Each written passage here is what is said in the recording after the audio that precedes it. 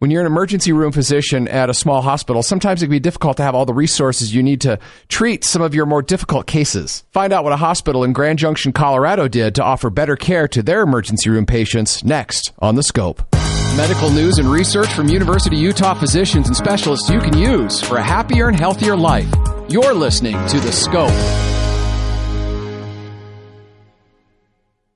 Dr. Breen, would you please tell me about Community Hospital's affiliation with the University of Utah Hospital and Clinics and how that's going to help you offer better care to your patients in the emergency room? We have several hospitals in town.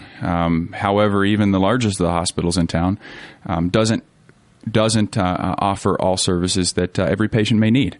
And so in those cases, it's nice to have an affiliation with a larger facility, a larger hospital network that could help essentially extend the services that we can offer to our patients here in the Grand Valley.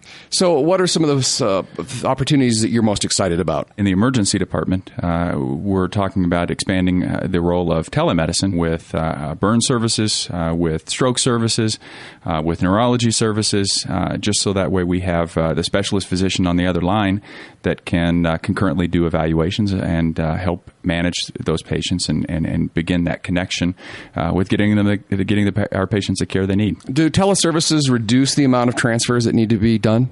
They can potentially. There's a lot of cases, I think burns especially.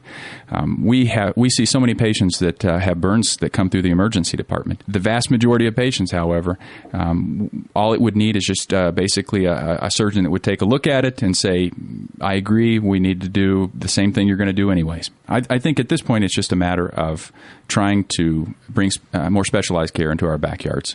We have a lot of patients that it's hard when you have to transfer a patient to either the Front Range or to the Salt Lake area. That puts an undue burden on the patients that we have. And it's hard not just for that patient, but it's hard for the patient's family. It's hard for the patient's employer.